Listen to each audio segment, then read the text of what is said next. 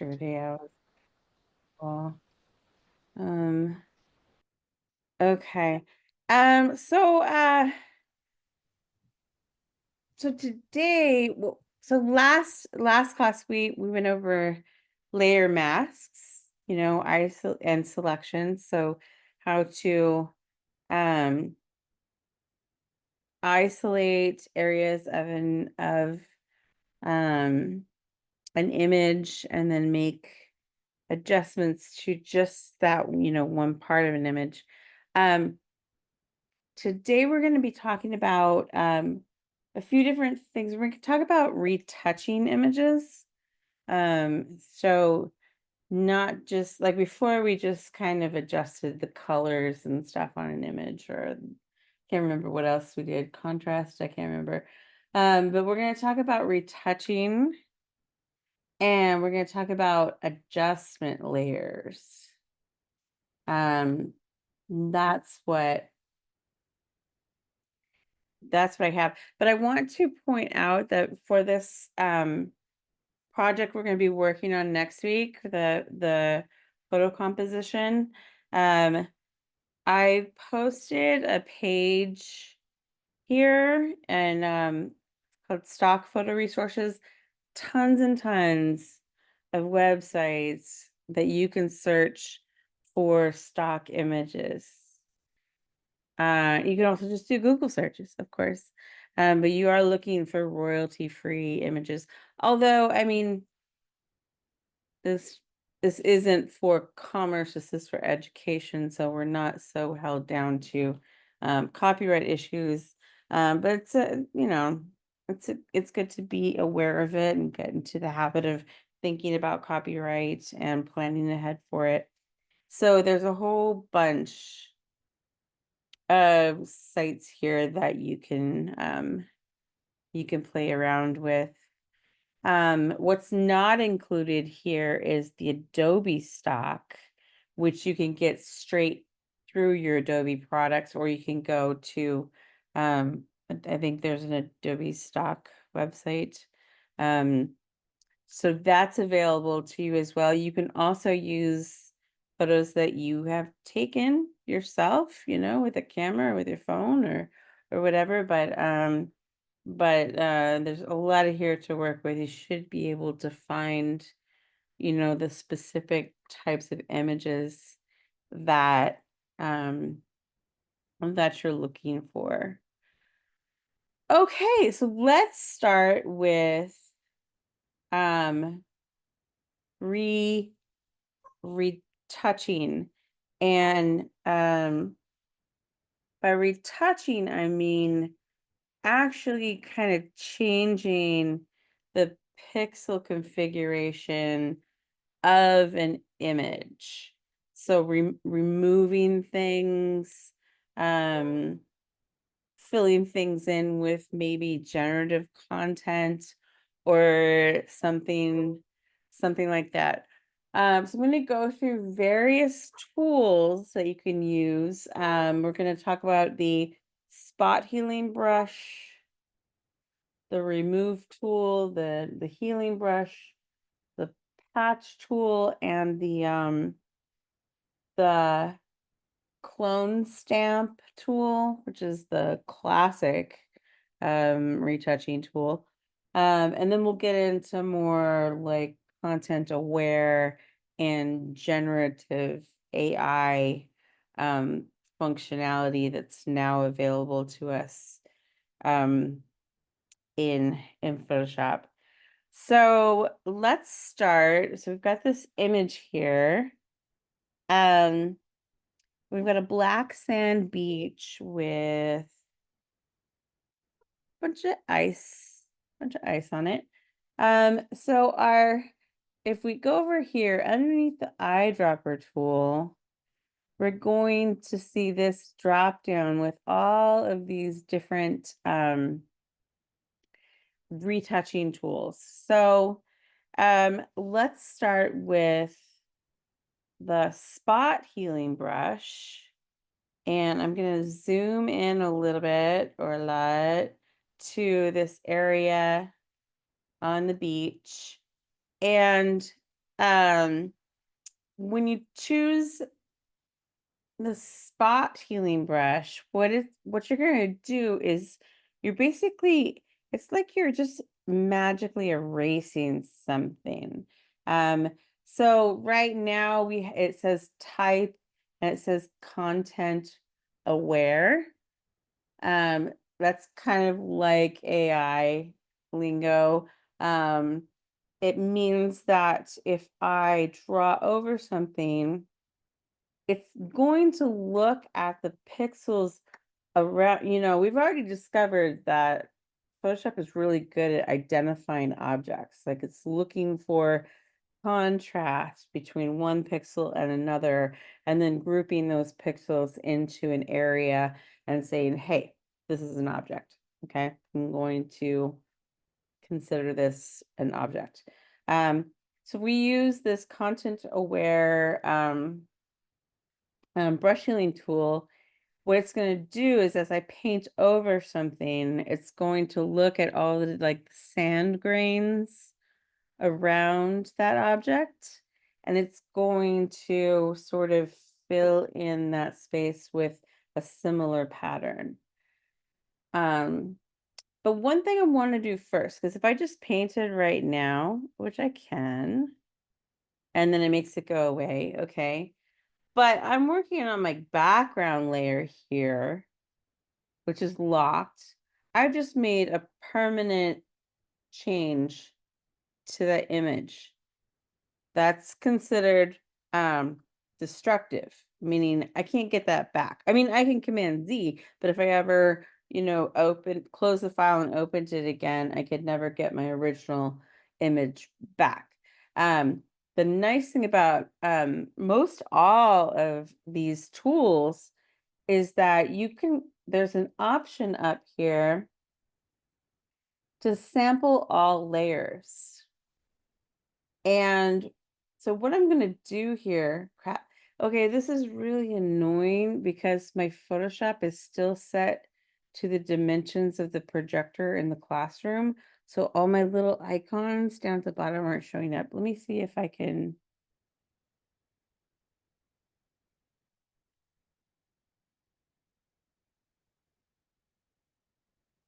Oh, that worked. Okay, I fixed it. All right. Okay, I'm gonna go ahead and click on the in the layers panel here, the plus. I'm gonna add a new layer. It's an empty layer. It's totally transparent. Um, but I'm gonna choose that, and I'm gonna make sure that sample all layers is chosen. So now I can go in and paint over this and let go.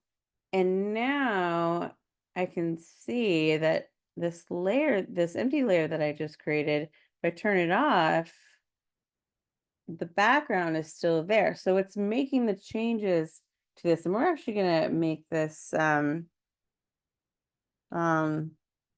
call this layer retouch. Okay, so we're not getting confused.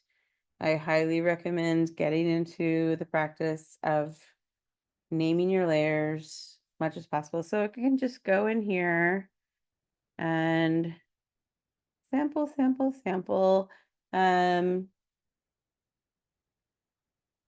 sample, sample.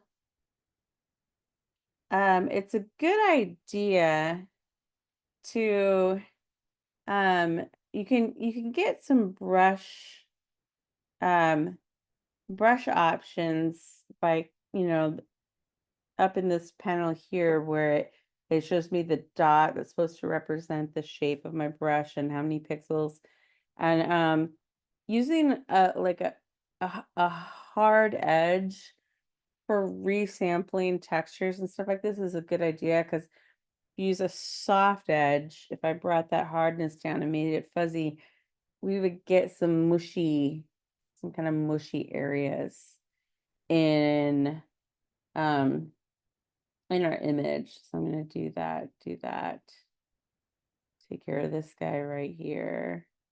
Um, and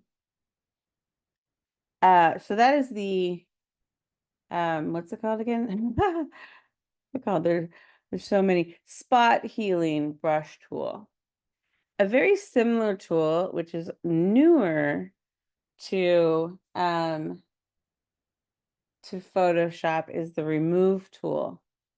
Um, oh, and it's giving me some instruction. Okay, thank you very much. And honestly, like I can't really tell you the difference between the spot I mean, they work a little bit differently. Obviously, the fact that there are two of them means that they're operating different algorithms. Um, this one takes a little bit longer, quite a bit longer actually. Um, it might be a more powerful algorithm. You just kind of have to like, there's all these retouching tools, and you kind of just have to play with. There's not enough resource pixels on the selected layer. What if I just do a little bit? Okay. Oh, I don't have sample all layers selected. Duh, I gotta click sample all layers because I'm on this retouch layer. Okay, so now let's do it. This is gonna go much better. But you just kind of have to, there we go. And that did a pretty good job. And I think I have a pretty, not telling me how hard edge my brush tool is. I could go into the brush menu and find out, but I think it did a decent job. Let me get rid of this shard right here.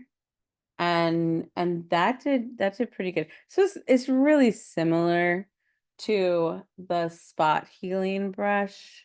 They just have different algorithms. So if you don't get the effect you want with one, maybe switch over to another and try that one. So that's working out pretty good. Let me get rid of this one right here.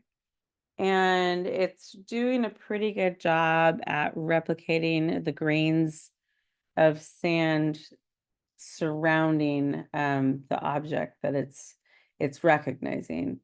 Let's do one more down here. Let's do this guy.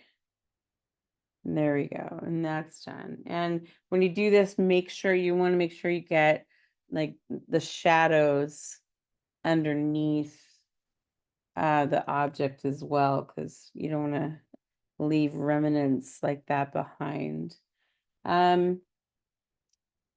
Then we've got the healing brush tool.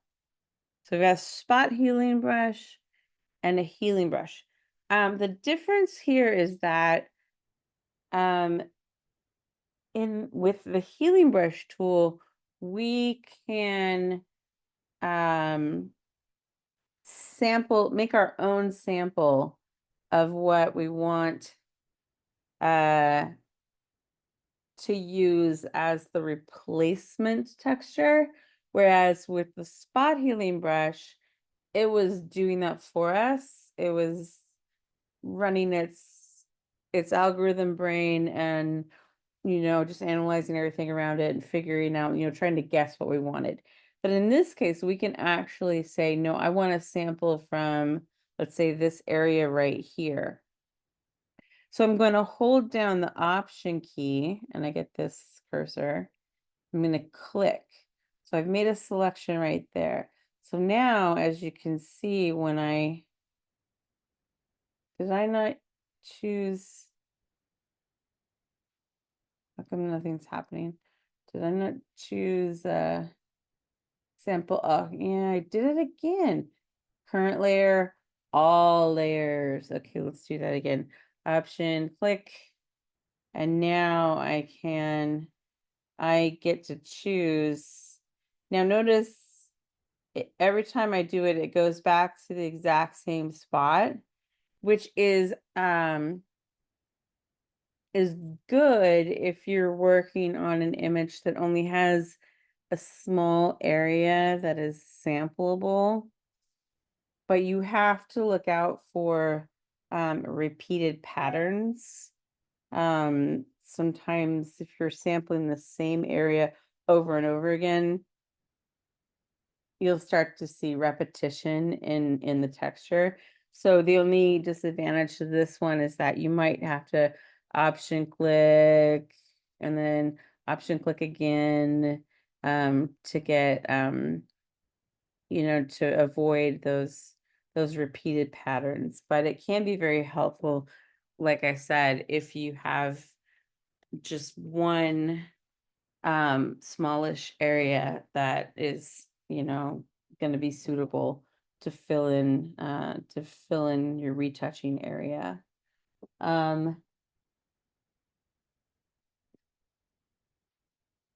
Yeah, so or you can choose, there's an option up here called aligned. So right now, if I option click, every time I drag, it goes back to the same spot. If I choose aligned, then it's not going to behave that way anymore. It's going to maintain that same distance and position from my cursor no matter where I am. So I can click here, then I click here, and it doesn't move back to the original position. It's moving along. It's moving along with me. So I could go all the way over here. And well, that's not gonna work out because I'm touching the bigger one and it replicated that right there. We don't really want that. So yeah, sometimes it comes in handy, sometimes it's not what you want. You just have to play with them and make some decisions. We also have the patch tool, the healing patch tool, which I've used a lot in like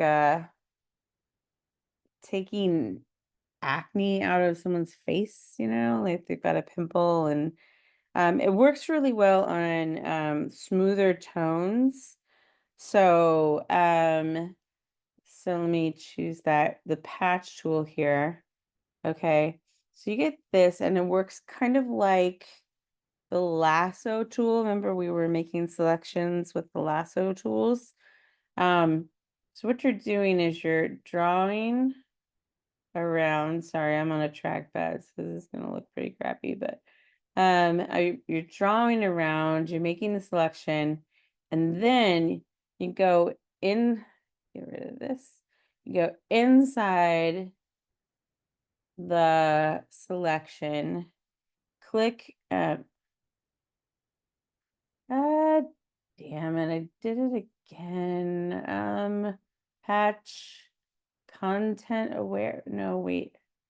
Source, destination, transparent use pattern.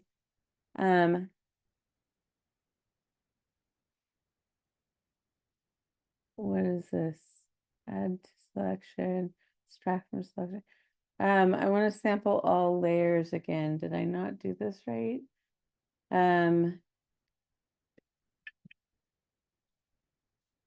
Oh, what did I do wrong here? Destination, source, patch normal, content aware. I'm going to choose content aware. Yes, that's what I wanted.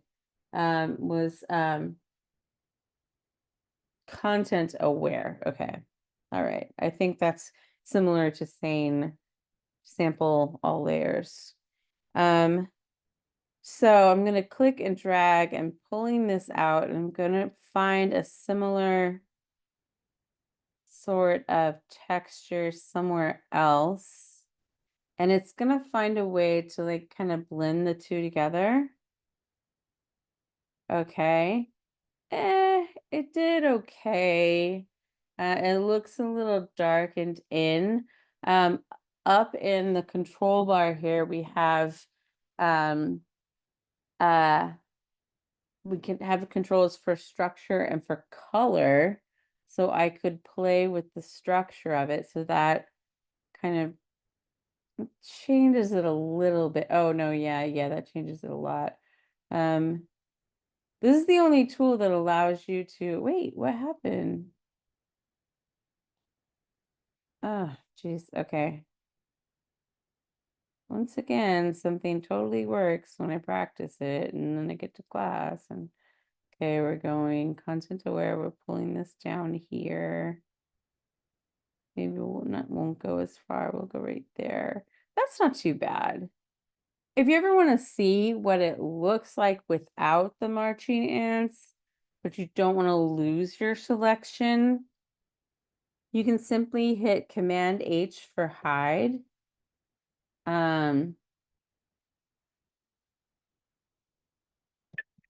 Say hide, and now I have a better sense of, if that's blending well, and then I can just hit Command H again to bring back my selection, and then I can. Should I mess with the structure again? Why does that do that? It didn't do that before. Okay, let's do it one more time. Okay, maybe we don't want to play with structure. Okay, fine. Okay, fine. Let's just do that. All right, I'm just gonna accept that. And since we're still working on the retouch layer, I haven't lost the original content of of that selection. So that's why it's really good to make a separate retouch layer, because you never know. Okay, I'm gonna go command 0 to zoom out. So that's the patch tool. Like I said, works great on like skin and smooth tones like that. On more granulated areas, it can get a little bit mushy. So use it appropriately. Um, that's the patch tool. And then we've got the classic, never gets old, clone stamping tool. This was originally like the only way you could make retouching edits in Photoshop, and it's still really powerful. It has not gone out of style. Just to show you exactly what it does, it's similar to the healing brush, but much more like deliberate. Like it is exactly cloning one area to another area, where the healing brush does a little bit of um uh interpolating and stuff. So to show you a really crude example of this in, is, and I don't know why you would want to do this, because this would be really ugly. But if I held down Option and chose this as a selection, I could, yeah, I'm doing it again, aren't I? All layers, please. Okay, let's do it again. Going to Option, click, and then I can absolutely copy this pixel for pixel somewhere else. Okay, this is not ideal. Like this totally looks photoshopped. I mean, this looks so fake because they're exactly alike, but I just want to show you exactly how it works. Oh, excuse me. But it's, if you bring the brush size down a bit, um and it can be a very powerful way to, if you have done some retouching, you've got some muddy, fuzzy areas in your texture, you could use this to go in, and the same thing happens where you have to sample an area. So Option click, and then I can sample this, and I know I'm getting, exact texture of there. The only thing is you probably want to sample, several times.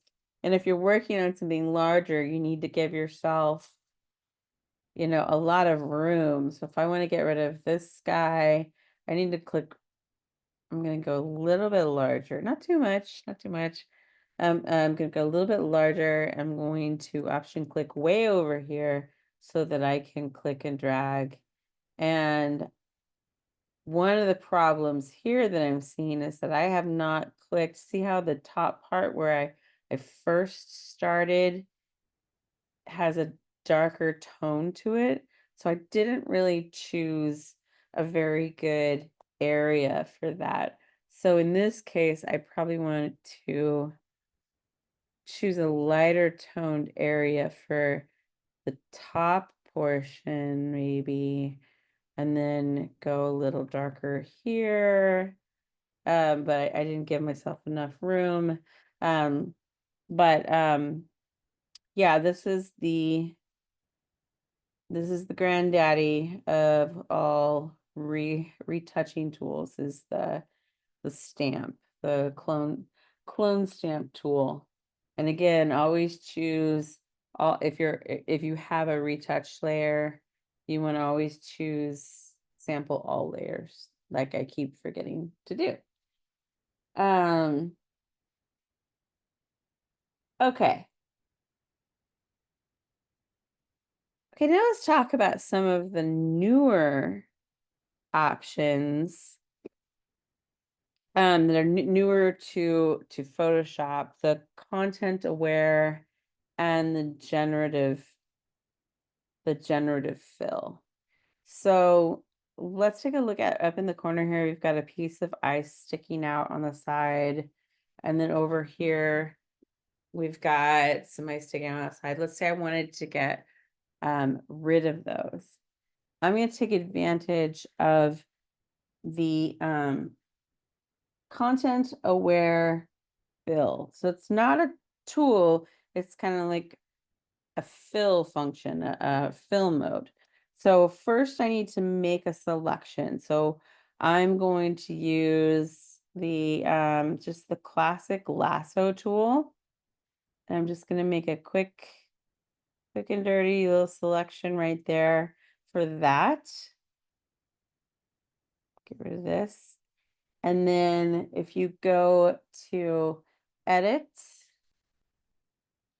content aware fill,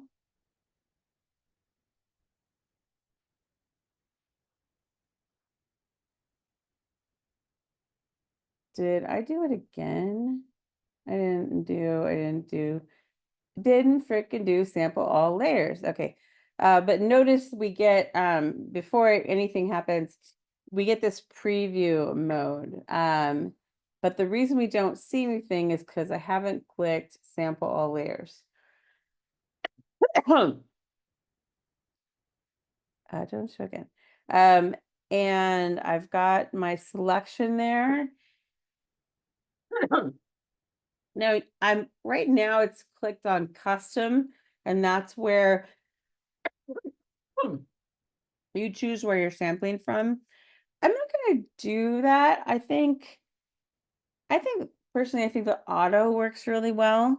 So I click auto, and this is my preview right here. This is the original on this side. It's the green area is showing me where it's choosing its pixels from. There's also a rectangular mode that chooses a larger area of pixels. So auto, rectangular, I don't really see a whole lot of difference there. Um, um, but there are some other things you might want to play with, like color adaptation.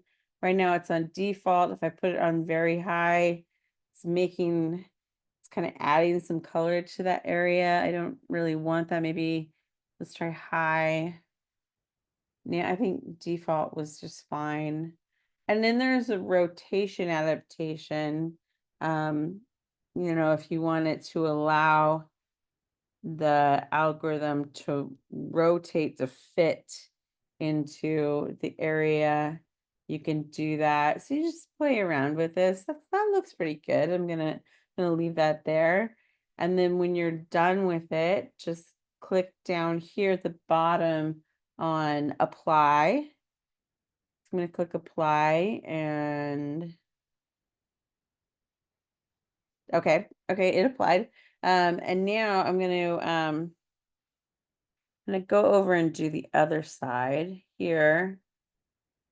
And again, I'm going to hit L for lasso, choose my area, and try, and then, oh, these, right. So I can see in the preview here, yeah, it did a pretty good job. Look up in the corner there, of just kind of, figuring out what the image is all about, and then making adjustments there. So I'm going to click apply, and it applies that, and and then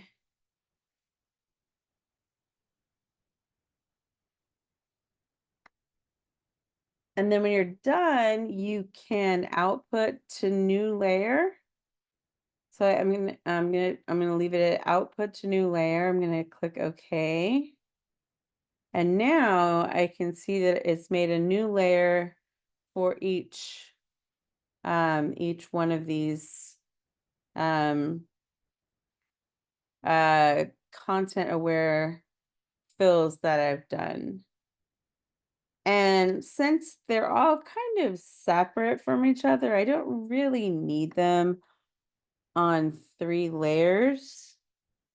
So I'm going to shift click.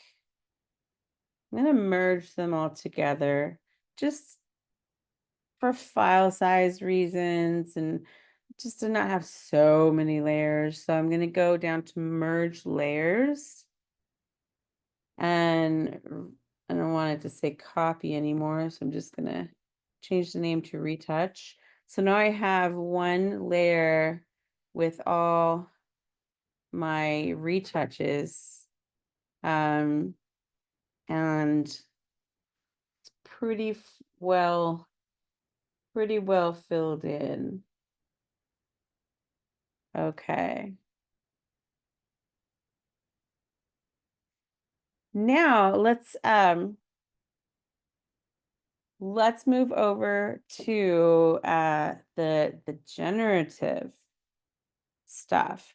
So one of the differences between the generative fill and the content aware fill is that you need connection to the internet to use generative fill, because it's all about machine learning, which means it's drawing on a huge library of all different kind of photos.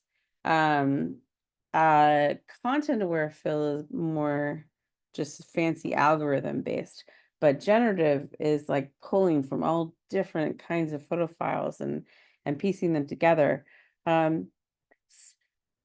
me find, where is let's go here. Okay.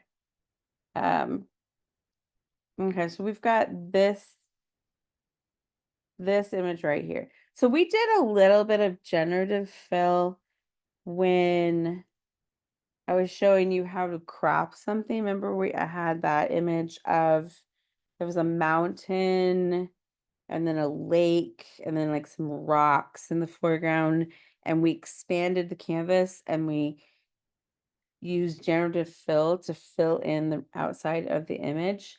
I'm going to show you a different way to do that, because this image is actually very high resolution.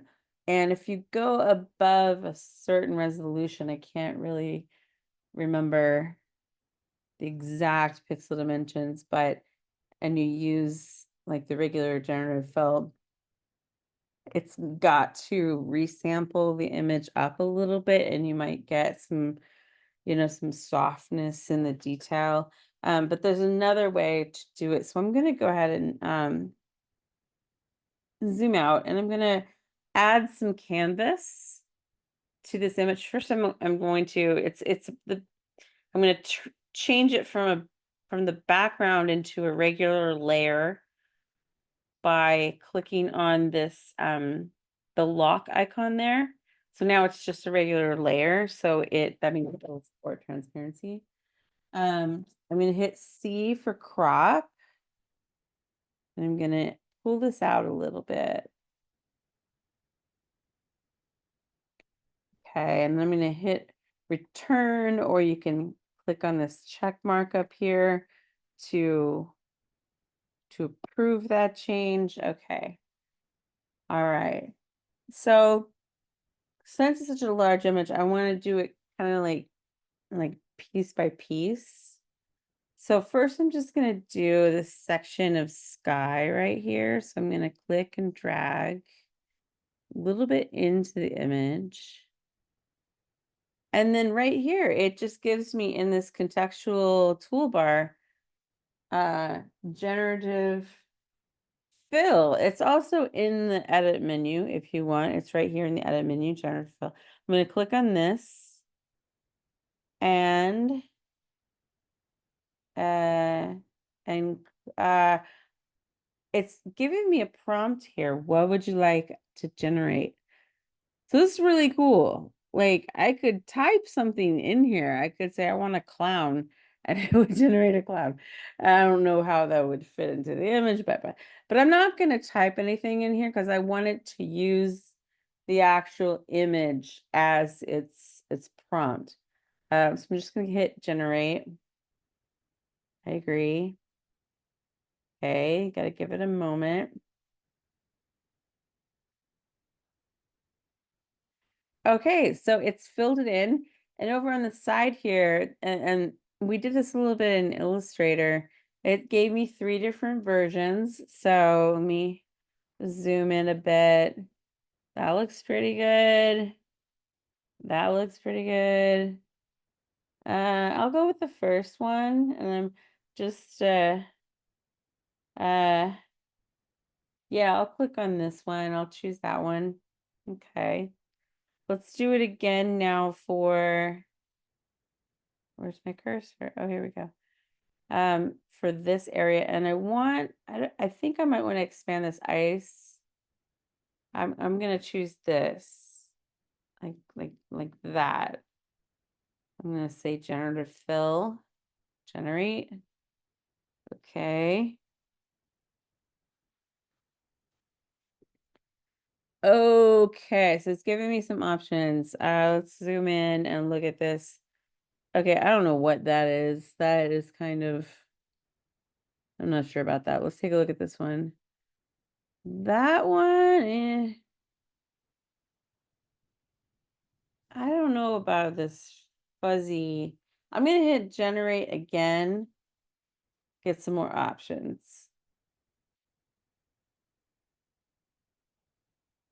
Okay, now that one's just fuzzy.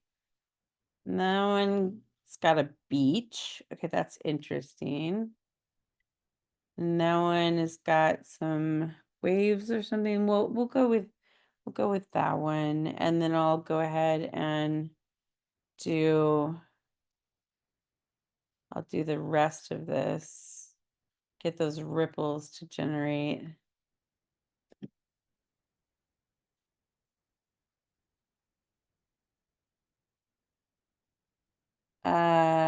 What happened there? That's not what I wanted. Oh, did I never deselect? Or I never chose the layer again. That was what it is. Okay, to choose the layer. And then I'm gonna go in and choose generative fill, not give it a prompt, and hit generate.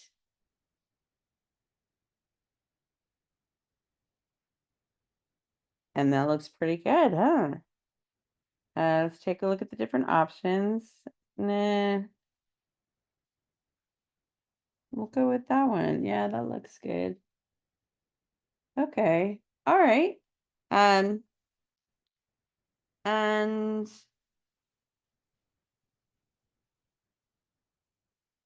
that is generative fill. It's pretty freaking amazing. You can also like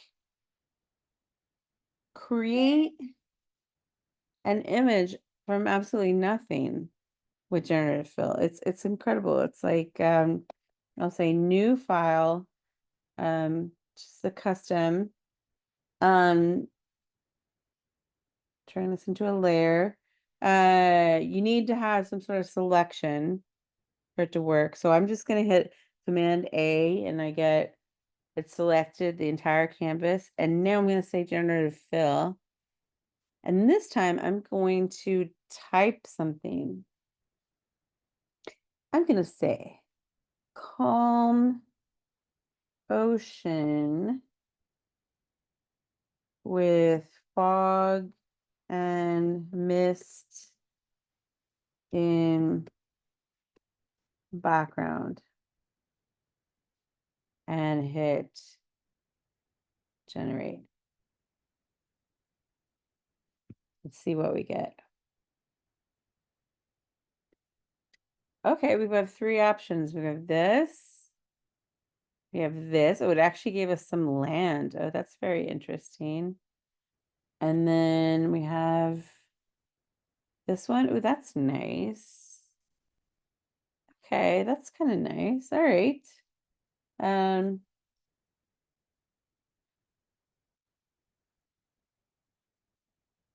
okay, what does this do? Okay. Oh, no, no, no, no. I didn't mean to enhance detail. You can do that? Okay. All right, and made another one for me with enhanced detail. Looks exactly the same. All right, whatever. And then you can add, um, you can add objects too. I can say, I can like, gotta make a selection, but I can say, I can go like this, and then I could say generative fill, and I want a small fishing boat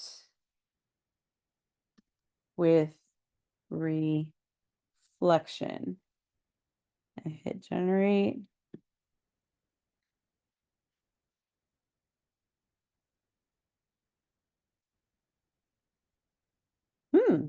Interesting. Okay. There. There. Okay, I like that one. I feel like the reflection is a little strong. So it created a mask for me. I can see in the layers panel here. So I can always target that mask, hit B for my brush tool, crank that up. Whoa, too big. Crank that up. Make sure I'm painting with black. So I'm going to hit X to switch my foreground and background color. And oh, no, that's too much. I want to bring the opacity down to like that's good, 48%. And then I'll just paint a little bit in there. That's a little more realistic. Still got some, oops, got a little bit of shadow, but that looks like that's so we've just made an image out of absolutely nothing. Just our imagination, which is just amazing. Any questions? I haven't even asked if you have any questions. I'm sorry. Is there anything in the chat? Nope. Okay. All right. One last sort of generative kind of editing thing before we move on to adjustment layers is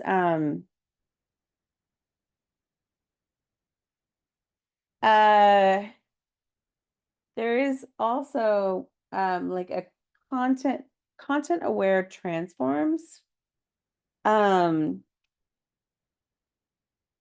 so if normal transforms, I can like go up to layer.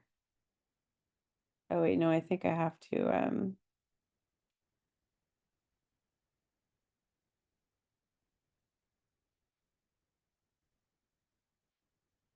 Now I have to make a selection first. Select. Yeah, so I'm going to hit A to select all. Change layer. And then I'm going to say select and then transform selection. And then I if I do that, no, wait a second. What am I doing wrong here? Okay, I'm gonna undo that. Click, V, go away, deselect, layer. Okay, yeah, so, well, automatically when you scale something, it maintains the aspect ratio, okay? You can, if you wanted to actually change the aspect ratio, up here, see where it says width 100%, height H 100%, and then there's this link. I turn that off, then I can do this. But the problem is I'm distorting the house and the shape of the grass, and that is not acceptable. We do not do that. You will never do that in my class. Not acceptable.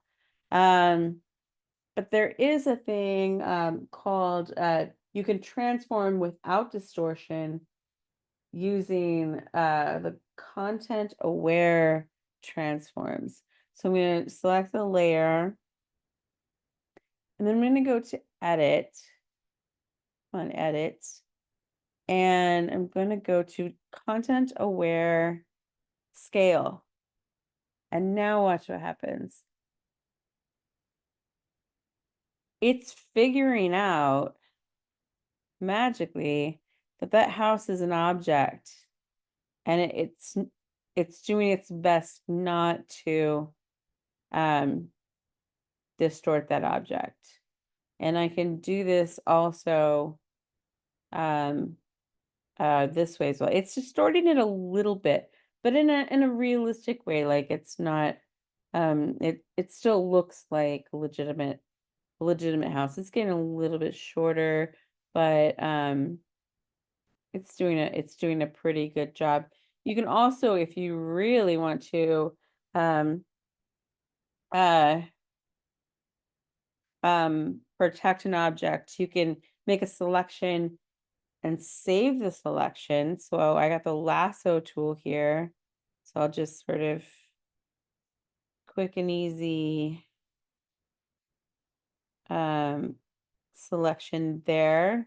And then I'll go up to select, save selection, and I'll name it house. Okay. And then now you can see that it's a part of my channels, that selection. Okay, so now I can deselect that.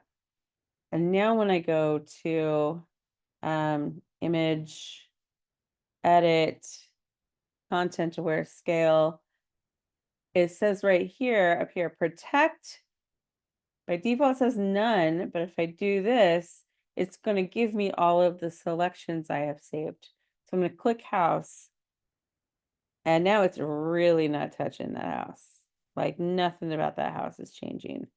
It's absolutely protected. Even if I do, well, go too far, you go too far. But it's, it's absolutely not going to warp. And that is really cool. Yes, that is pretty darn cool. So that is content aware scale.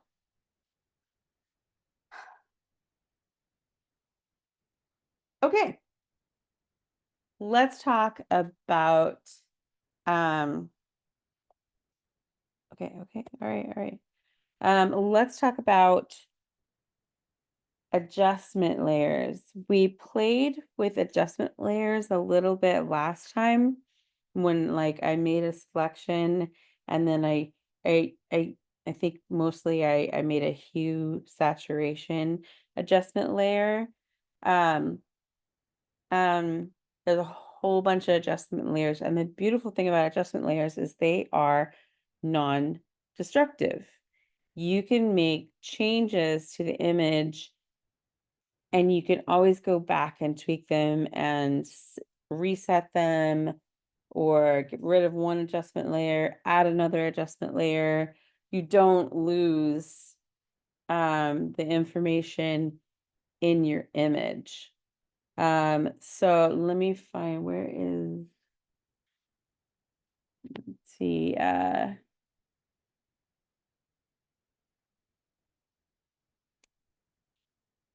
do this one here. Okay, Bodhi. So again, I'm going to turn my background into a layer, and there's a few different ways you can do adjustment layers. You can go to layer, new adjustment layer, and see all of the different types of adjustment layers you can play with. Or you can click on the adjustment layer icon, which is the half black, half white circle down here, and you get the same exact menu. So you can choose your adjustment layer from there. Or you can go to window, and there's adjustments. No, wait, that's not it. Because there's a difference between adjustments and adjustment layers. We want adjustment layers. Layers, wait, how did it, workspace channel clone? Let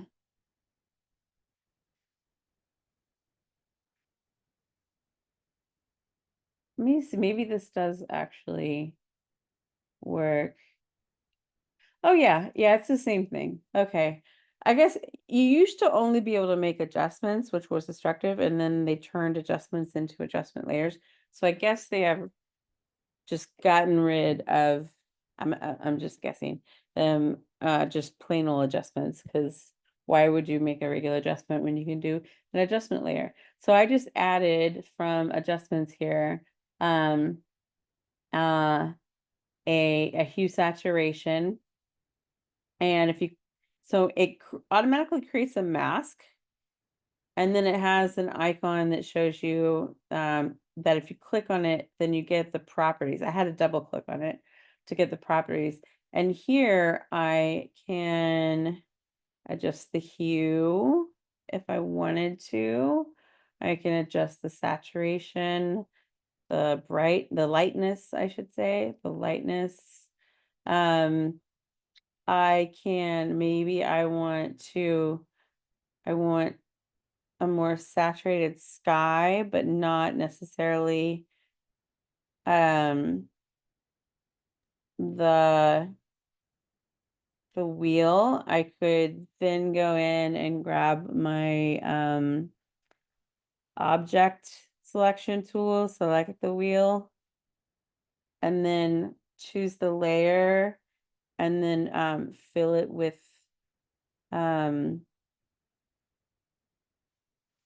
black, which is here. So now that you can see, if I turn the mask off, the color is muted because it's not, the saturation is not cranked up as much as that one. You can also generally, you can add blend modes to your adjustment layers. You can adjust the opacity if you think you've gone too far. You can bring it down, go back, just bring it down a little bit that way. I mean, there's so many different ways to manipulate your adjustment layers. Let me get out of here. Uh, let's turn that one off and go back to this more muted one. let's try a different adjustment layer. Pod skull. Okay, so there's also an adjustment layer. We're going to talk about two of them, levels and curves. So for this one here, I'm going to go ahead and add a levels adjustment layer. Okay, nothing has happened, but I get this graph thing right here. This is what's known as a histogram. So it starts at black on one side, goes to white on the other side, and in the middle there's like a medium gray. And what it's doing is it's telling me how many pixels of each value on the spectrum I have. So I can see here that it's empty on here near the black slider, and it's empty over here on the white slider. So that's telling me that I don't have any pure blacks and I don't have any pure whites in this image. That may or may not be a problem. But in this case, this image is lacking um, in contrast. So I can easily grab the black slider and drag it out. And now I'm starting to see some real shadows. You don't want to go too far. I mean, it's up to you. It's all about preference. And then I'm gonna bring in the whites a bit too. And whites you do want to be kind of careful with, because once you start blowing things out like this, you lose so much detail. So you don't want to cut in too much with the whites. You can also use these eyedropper tools here. So if you want, I could grab the white eyedropper tool and I could find a spot in my image and I could say, this is the whitest white that I want. And I could click that and it's going to adjust the whole image. But you kind of have to be careful, because once you see your histogram start to have these stripes where there's missing information, you're a little bit in danger of creating what's known as banding. So I'm not going to do that. I'm going to use the sliders to bring this in and out. I don't know if this happened for anyone else, but my meeting just like cut out and went back. Oh, really? How many people do we Yeah. have? We have 15, which is actually more than we had before. Well, Well, it I'm glad you're automatically back. reconnected me, but it like your screen went black and you were silent for like 30 seconds or so. Huh. Well, we still have actually one more person than we had before, so it might just be Might be my internet acting up. yeah, might just be your situation. Yeah. Okay. And then we've got this one in the middle here, and this is the midtones. And we can take that and we can make more or less. So if I go towards the white, I'm getting more darker ones. Um, so you can do a lot with levels. I use levels all the time. But there's another adjustment layer, because in this case, in the midtones, we only get one choice. We only get to set one midtone. But if we do a curves layer, let's make a curves layer. It's similar to levels, but you can take it a lot further. Let me pull this down so you can see the whole thing. Okay. Um, So in this case, we see the same histogram here. And we can do the same thing, pull the black, pull the white, but in layers, you can set up to 16 different midpoints uh, in in this graph. So I can click and I can drag, and notice it makes like a curve. So I can start adjusting my midtones that way. And I could make another one here if I wanted to and make a different kind of curve. You gotta be very gentle with it. You don't want to go too crazy unless you're going for some really wacko effect or something futuristic or something like that. Um, but you can, you can, maybe I want to bring this over onto this side, or maybe this white is too white. Uh, it does look a little blown out to me, but bring that down a bit. And I'm getting a much better effect right there. Um, and then you can also adjust right here, we're in RGB. I can also, if I wanted to do some color shifting, I can switch it over to just um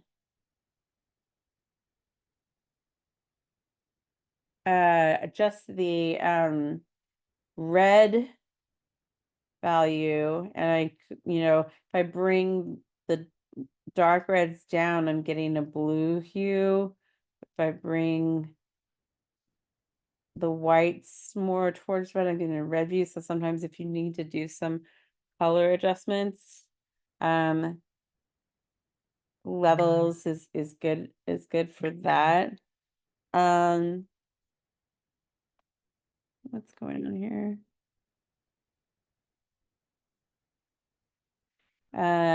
So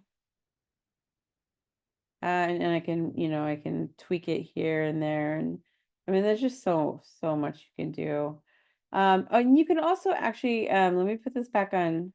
Well, no, I leave it here. This right here, the little finger with the arrows, this is like an on-screen adjustment. So if I choose this, I get this eyedropper, and I can go in and choose any color and just click and drag up or down, and it'll sample that pixel, and notice it's changing the curve on the side over there. And there's several adjustment layers you can do this with. So let me go back here, and uh anything else we need to know about? There's also some presets, you know, you can play with the presets.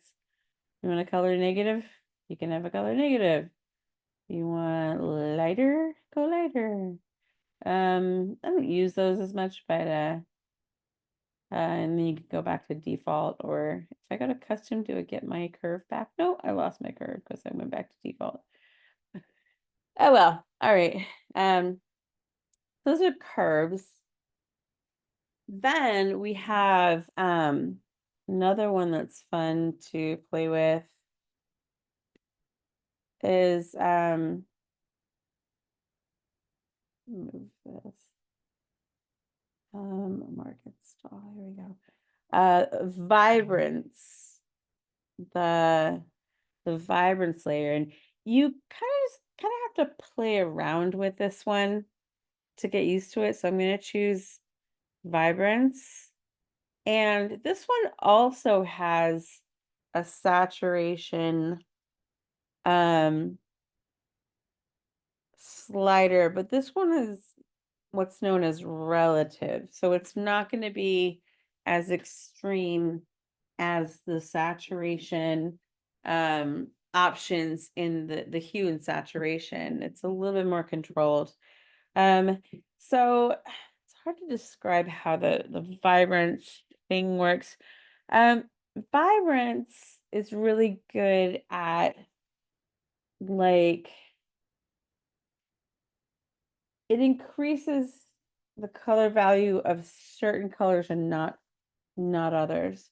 So it's really good at preserving skin tones while pumping up non-skin tones. So like we've got this orangey yellow wall. If I crank up the vibrance, the blue is really getting strong, but the wall is really not going very far. Um, uh, Whereas saturation is going to crank both of them up, or you can take all the color out. But we're actually going to go over better ways on making it a black and white image. But yeah, vibrance also has the or maybe it doesn't. I thought it had the on-screen tool. Oh no, I'm thinking of something else. So yeah, vibrance, notice, the blue is being much more affected than the wall behind it. So you can play around with that. So if you ever have like a person in a field full of flowers or something like that, and you want to crank up the color of the flowers, but you don't want to blow out the person, you could use vibrance for that. So I'm gonna turn that off. Um,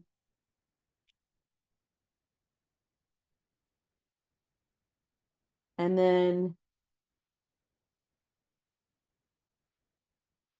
oh yeah, and then but we did this already, but I'm gonna do it again. The hue saturation, I'll show you the difference between this saturation and that saturation. It goes to extremes. It's not relative. But this one does have that on-screen adjustment tool right here, the scrubby hand. So I can just click in one area, and this one goes side to side. I can just adjust the wall and notice the blue. It's just looking for that range of colors and not the blue. Or I could just go for the blue, and it's going to look for other blues, so that window kind of went whack, but it's going to adjust it that way. And you can also colorize an image if you want. There's different ways to colorize an image. And you can also right now we're just doing the whole image, but if we were to choose like just the yellows, we get this rainbow image down here, and it's showing us right here between these two lines that the colors that it's going to be adjusting. So we can actually increase or decrease that, but now if we change the hue, it's only going to do the yellows. It's leaving the rest of them alone.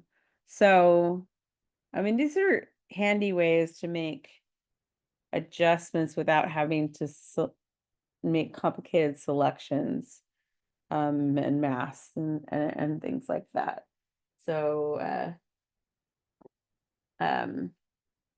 the other way to change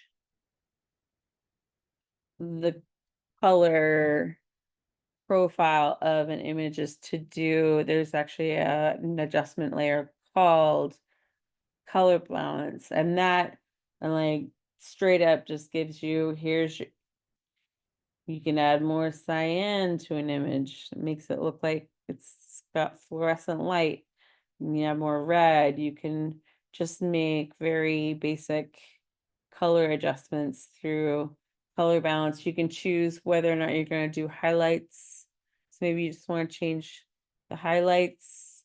or maybe just the shadows, now it's just adjusting the shadows. So you can play with color balance um as well. Okay, let's now talk about how you would go about um how you would go about taking a color image and turning it into a black and white image.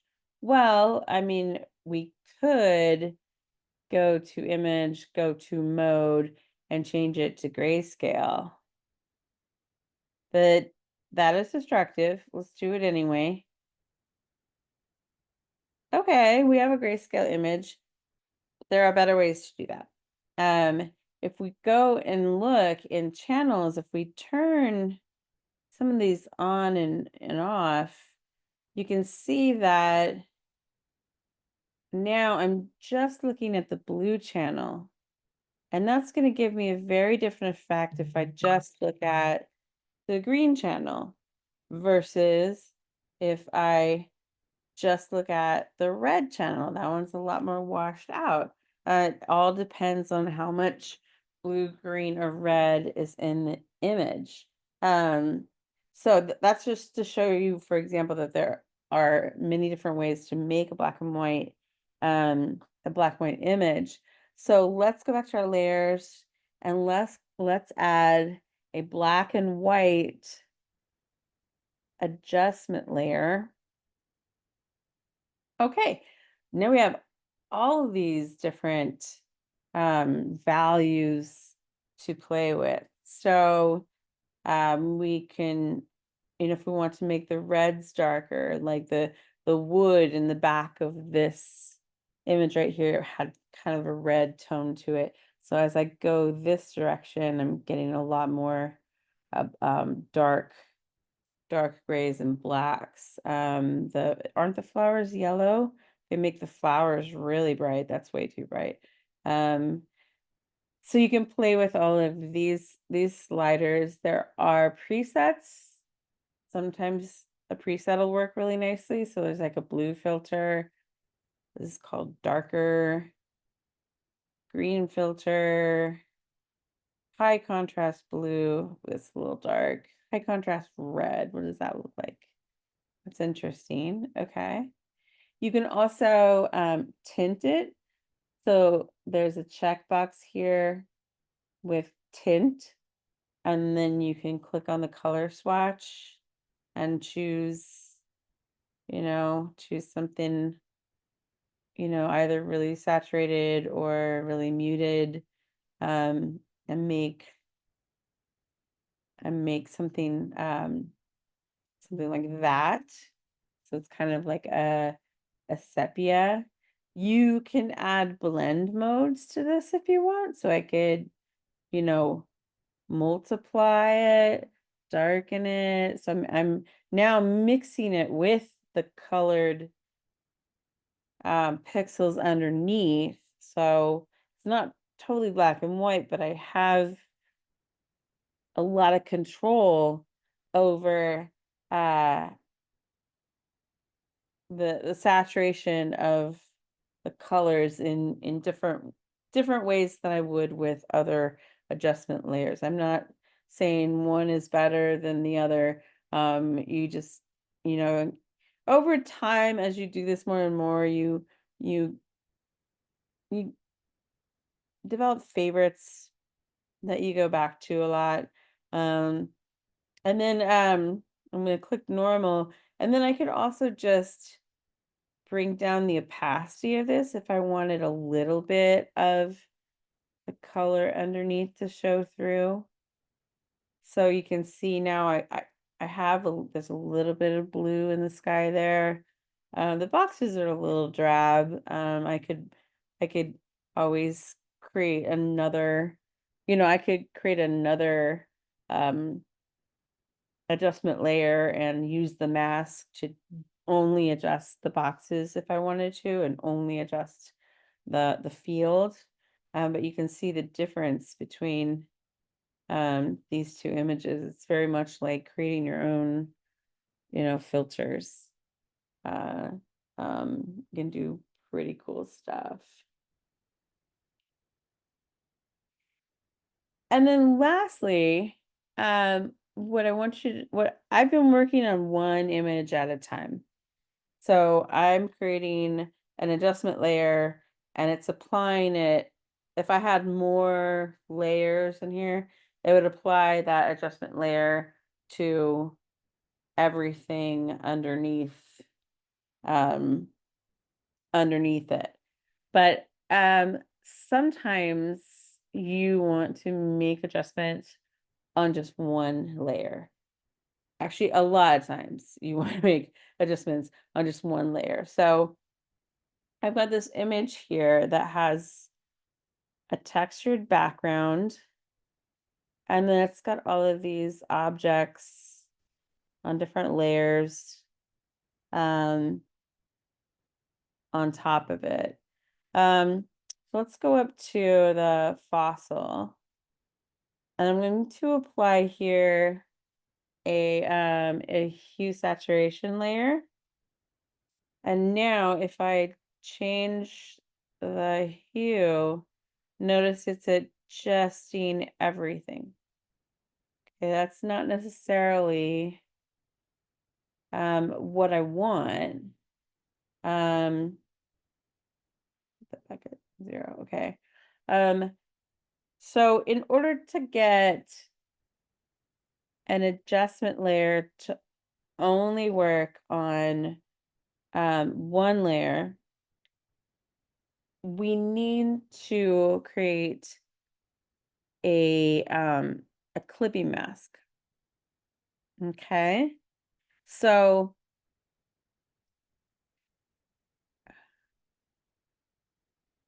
crap, I can't remember if I have to have the image selected or the adjustment layer selected. I think it's the image. Let me try layer, create clipping mask. No, that was not it. No, you have to have the adjustment layer selected, and you need to have it directly above the layer you want it to affect. So I have it selected. I'm going to say layer, create clipping mask. Okay, so look in the panel here, you'll see some things have changed. There's now a little arrow, a bent arrow pointing downward, and the fossil layer is underlined. So now if I go and double click on there, now if I change the saturation of this, I'm only affecting the layer underneath it. So I can crank that down a little bit, and there it's only if it's not affecting the background, it's not affecting any of the other objects. I'm just targeting that one layer. If you want to put an adjustment layer with a clipping mask on more than one layer, there's an extra step involved. So let's say this, not the pod, the persimmon and the desert rose, those two layers. I want to make an adjustment layer on them.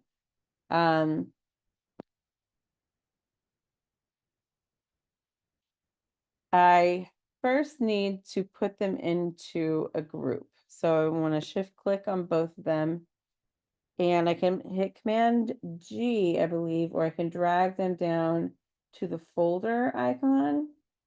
And now they're in a group. And now with that group selected, I can create let's say a brightness contrast layer, and then it's inside the group right now. I I don't think, no, we want it to be above the, no, no, no. What is going on here? We want it to be above, no, no, no, no. I think I'm doing this in the wrong order. Let's do it this way. Let's create the adjustment layer first. Okay. And then we'll take the two layers and make a group out of them. And now with this selected, we can go layer, create clipping mask, or I think I can, there's a shortcut that I never get right. So I'm not even gonna try. Image, layer, create clipping mask. And now it's, now see group one is underlined and we've got our little icon. So now I can change the brightness of just those two layers and the contrast. I can bring the contrast down or up, or and you can add as many layers as you want. You can add layers to layers and uh all sorts of stuff. So this is very helpful to isolate certain layers. And then I can always go in, and you can remember these are all these white boxes here, those are masks. You can always go in, paint on them, and if I only wanted to adjust certain areas of something, I could get my brush, paint with black, to mask away certain areas and or reveal certain areas, or uh anything like that. And that is all I have for you. That was a lot. We went through a lot of images, I had like 2 pages of notes here I went through. We went through generative stuff, we went through retouching and adjustment layers. So I think you're in a good position to start on the project. So start searching for um, for photos, or creating photos from scratch using generative tools if you want to, and start playing around with them, coming up with ideas on what you want to combine. And next week I'll do a little bit less lecturing and give you more time in class to work on this, so that I can answer questions and provide any help if you need it from me. Do you guys have any questions for me right now? No, you good? Just like that? You memorized everything I said, right? Everything. All right. Good to hear. All right. Well, it's Thursday night, which means I have to take out the recycling. So I gotta go do that. And put my boy to bed. He's plunked down in front of the TV. Uh since I had to teach. But he's actually playing his Switch, his Nintendo, and watching TV at the same time. That's the kind of mom I am. So I gotta go make that stop. So I'm gonna go do that. Multitasking. Oh yeah, oh yeah. Oh totally. But he gets all A's, so what can I say? So all right, well, thank you so much for joining me online. And Tuesday we should be in the classroom, so I'll get to see you Hopefully, I'm people. better by then. I know, I hope so too. I really do.